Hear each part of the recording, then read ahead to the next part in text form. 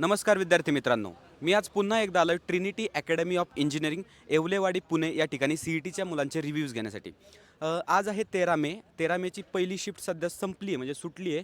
एक मुलं 2-3 मिनिटात बाहेर येतील. आपण लगेच जाऊया त्यांच्या मनामध्ये काय चालू आहे एक्झामबद्दल. आपण त्यांना प्रश्न विचारूया की कशा पद्धतीने त्यांचा पेपर होता. त्याचबरोबर आपल्याला एक अंदाज येऊन जाईल की फिजिक्स असेल, केमिस्ट्री असेल, मॅथमॅटिक्स असेल, डिफिकल्टी लेवल कशी होती किंवा त्यांनी कसं कसं प्रिपेअर केलं, कसं एक्झामला चॅलेंज केलं. तर या सर्व गोष्टींबद्दल आपण या व्हिडिओमध्ये पाहणार आहोत. त्याच्यामुळे व्हिडिओ हा शेवटपर्यंत पहा. आणि महत्त्वाची गोष्ट म्हणजे आपल्या चॅनलवर मी तुम्हाला प्रत्येक गोष्ट डिटेलमध्ये स्टेप बाय स्टेप सांगत असतो किंवा गाईड करत असतो. त्याच्यामुळे चॅनलला नक्की सबस्क्राईब करा. All the best. मित्रांनो, आपल्यासोबत आपला एक मित्र आहे, तर त्याला फर्स्ट ऑफ ऑल त्याचं नाव विचारूया. मला नाव सांग तुझं. माझं नाव अरहम धोका आहे. मला सांग, आता तुझा पेपर झाला, कसा गेला पेपर तुला? चांगला होता पेपर. फिजिक्स, केमिस्ट्री, मॅथ या तिन्ही विषयांबद्दल काय सांगशील, डिफिकल्टी लेवल यांची? फिजिक्सची डिफिकल्टी लेवल थोडी जास्त होती हां, कम्पॅरेटिव्हली जास्त होतं. केमिस्ट्री आणि मॅथ्सचं. हां, सगळ्यात सोपा कोणता गेला तुला? केमिस्ट्री. केमिस्ट्री ऑब्वियस सगळ्यात सोपा गेला. त्याच्यानंतर मॅथ्समध्ये अशा कोणत्या प्रकारचे क्वेश्चन्स होते जास्त? इंटिग्रेशनचे होते, डेरिव्हेटिव्हचे जास्त होते, कसे कोणत्या टॉपिकमधनं जास्त क्वेश्चन्स आलते? ट्रिग्नोमेट्रीचे होते, इंटिग्रेशनचे पण होते. ओके. ट्रिग्नोमेट्री, इंटिग्रेशन म्हणजे आपला कॅल्क्युलसचा पार्ट जो आहे, 3D लाईन अँड प्लेन, हा जो पार्ट आहे ना, तो परफेक्ट करायचा तुम्ही. तो स्किप नाही करायचा, भले कितीही जड जाऊ दे तुम्हाला. टॉपिक डिफिकल्टचे आहेत, पण आपल्याला ते करायचे आहेत. बरोबर आहे. मला सांग, केमिस्ट्रीला काय फॉलो केलं होतं तू? केमिस्ट्रीला PYQ सॉल्व केले ते, जे माझ्या जिथे मी जायचो क्लासेसला, हां हां. ते PYQs दिले ते मला, तर ते मी सॉल्व करायचो. PYQ सॉल्व केले होते. बरं, आणि फिजिक्सला कसं केलं होतं तू, म्हणजे काय स्ट्रॅटेजी होती तुझी? फिजिक्सचे डेरिव्हेटिव्स थोडेफार सॉल्व करत होतो मी, जे माझ्याकडे बुक्स होते, ओके. जे रेफरन्स बुक्स होते त्याच्यावरनं मी सॉल्व करत होतो. जे मागच्या इयरचे जे क्वेश्चन पेपर्स होते हां हां. ते पण सॉल्व करत होतो. मला सांग, टाईम मॅनेजमेंटची काय स्ट्रॅटेजी होती? टाईम वगैरे पुरला का तुला व्यवस्थित? हां, टाईम पुरला. टाईम पुरला, म्हणजे टाईममध्ये काही प्रॉब्लेम नाही आलेला. मला सांग, फर्स्ट अटेम्प्ट सोपा गेलता की second attempt? Comparatively second attempt सोपा गेला. हां, सेकंड अटेम्प्ट सोपं होतं, म्हणजे जास्त चान्सेस आहेत की मार्क्स जास्त येण्याचे, बरोबर. मला सांग, आता एक्सपेक्टेड स्कोर काय आहे तुझा फर्स्ट अटेम्प्ट आणि सेकंड अटेम्प्टचा? 200 पैकी 100-110. 100-110, म्हणजे इथं तुझं चांगलं पर्सेंटाईल येऊन जाते, बरोबर. मला सांगा, अपकमिंग ज्या आपल्या शिफ्ट्स आहेत, तर त्या मुलांसाठी काय सांगशील? त्यांनी लास्ट टाईममध्ये आता काय करायला पाहिजे? जास्तीत जास्त क्वेश्चन सॉल्व करायला पाहिजे. क्वेश्चन सॉल्व करायला पाहिजे आणि रिव्हिजन असेल रिव्हिजन आणि क्वेश्चन सॉल्विंग करायला पाहिजे. जे मागच्या इयरचे जे क्वेश्चन्स आहे हां हां हां. ते पण सॉल्व करायला पाहिजे, ते पण येऊ शकतात. ओके ओके, धन्यवाद. खूप चांगलं गाइड केलंस मुलांना. ओके. दोस्तों, हमारे साथ तनिष्का है और इनका भी पेपर खत्म हुआ है. तनिष्का, क्या कहना चाहोगे पेपर के बारे में? पेपर इजी था. जो पहला अटेम्प्ट था उससे कंपेयर किया तो मैथ्स टाइम पे कंप्लीट हो रहा था. ओके. केमिस्ट्री में ज़्यादातर थियोरी थे तो न्यूमेरिकल्स उतने नहीं थे, तो केमिस्ट्री भी इजी गया Easy और गया था. फिजिक्स भी इजी था. हाँ, मतलब ओवरऑल जर कहना चाहोगे तो पेपर एक मॉडरेट लेवल का था, मतलब इजी लेवल का था. ज़्यादा कोई दिक्कत नहीं. फर्स्ट अटेम्प्ट आपका कैसा गया था? फर्स्ट अटेम्प्ट भी लाइक थोड़ा मैथ्स मेरा टाइम पे कंप्लीट नहीं हुआ ओके. था तो उतना अच्छा नहीं गया. मेरे को बताओ, मैथ्स में आपको कौन सा ऐसा प्रॉब्लम लगा क्या? जेई लेवल के जो बच्चे बोलते हैं कि जेई लेवल के क्वेश्चंस आते हैं, टफ लेवल के क्वेश्चंस आते हैं, वो कुछ ऐसे क्वेश्चंस थे क्या? नहीं, जेई लेवल के तो नहीं थे. मतलब सब कुछ इजी था. और आपको टाइम का मतलब कुछ दिक्कत वगैरह लगा क्या, कि टाइम कम पड़ गया, ऐसा कुछ? नहीं. मतलब टाइम मैनेजमेंट भी आपका परफेक्ट हो गया. आप कितना स्कोर एक्सपेक्ट करते हो इसमें? 130-140 तक. 130-140. और आपके अभी अगले हमारे बच्चे आएंगे, मतलब कि उनके लिए आप क्या गाइड करना चाहोगी? कि फ़िज़िक्स के लिए सारे फॉर्मूलाज अच्छे से याद करने के लिए, क्योंकि फ़िज़िक्स में से फॉर्मूलाज के ऊपर ही आ रहे थे. केमिस्ट्री में फ़िज़िकल केमिस्ट्री के थियोरी आ रहे थे, ओके. थर्मोडायनामिक्स से वो सब, तो वो करना. वो करने का है. और मैथमेटिक्स में क्या कहना चाहोगे? मैथमेटिक्स में इंटीग्रेशन और कैलकुलस और डिफरेंशियल इक्वेशंस के क्वेश्चन ज़्यादा थे. Okay, all the best. Thank you. त्यांचा पेपर आता झाला आहे. विचारूया पेपर कसा होता, काय सांगशील पेपरबद्दल? फर्स्ट ऑफ ऑल मला तुमचं नाव सांगा. माझं नाव आयन. हां, माझं नाव वेद आहे. हां, कसा गेला तुमचा आत्ताचा पेपर? काय वाटलं पेपरबद्दल? चांगला होता. थोडे बहुत क्वेश्चन नाही चांगला होता. कुठले कुठले क्वेश्चन लई सोपे पण होते, हां. कुठले कुठले हार्ड पण होते. चांगले झाले. बरोबर आहे. म्हणजे मॉक टेस्टचा फायदा इथं झालेला दिसतोय. काही काही क्वेश्चन्स खूप सोपे असतात आणि काही काही खूप अवघड असतात. म्हणजे गेला. बरेचसे क्वेश्चन त्यांची जे CETची मॉक टेस्ट होती ना, त्यातलेच रिपीट होते. केमिस्ट्री तर सगळं HSCच्या टेक्स्टबुकमधनंच होतं. असं अटेम्प्टच्या कंपॅरिझनमध्ये सोपं होतं, टाईम मॅनेजेबल होतं. बरोबर.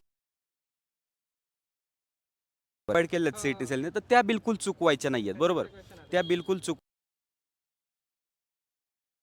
पण समजतात. बरं, मला सांगा टाइम मॅनेजमेंटबद्दल काय सांगाल तुम्ही, किंवा जे आपल्याला सोपे सोपे क्वेश्चन वाटतात ते आधी लवकर होतील ते आधी अगोदर करून घ्यायचे, मग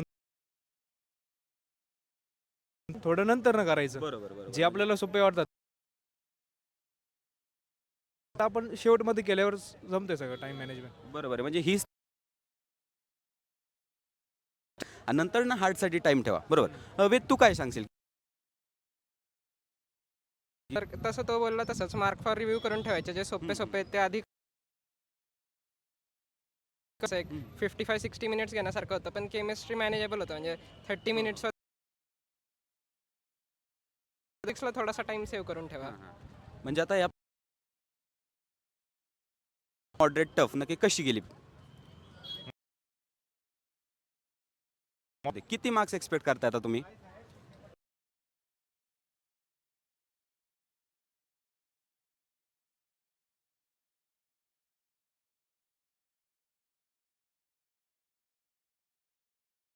दोस्तों, हमारे साथ प्रज्वल है और इसकी अभी शिफ्ट खत्म हुई है. इसको पूछते हैं कैसा गया पेपर. प्रज्वल, क्या कहना चाहोगे पेपर के बारे में? पेपर ठीक था, लाइक कंपेरेटिवली इजी लगा मुझे ये वाला शिफ्ट. मैथ्स और केमिस्ट्री बोल सकते हैं इजी था, बहुत सिंपल क्वेश्चंस थे. केमिस्ट्री इजी था. हाँ, केमिस्ट्री तो बहुत इजी था. ओके. फिजिक्स थोड़ा सा लगा, लाइक एक दो क्वेश्चंस होंगे जे लेवल के, बाकी सारे इजी थे. हाँ, और मैथ्स के बारे में क्या कहना चाहोगे? मैथ्स में डायरेक्ट क्वेश्चंस थे बहुत सारे, लाइक फार्मूला बेस्ड थे. फॉर्मूला काफी. बेस्ड क्वेश्चंस थे. हाँ, ओके. ज़्यादा ट्रिकी नहीं थे. हाँ, प्रज्वल, टाइम के बारे में क्या कहना चाहोगे? सीईटी में बहुत स्टूडेंट की दिक्कत आती है कि टाइम कम पड़ता है. तुमको मतलब टाइम वगैरह की कमी लगी क्या? हाँ, थोड़ा लगा, लाइक मैथ्स थोड़ा लेंदी हमेशा रहता ही है.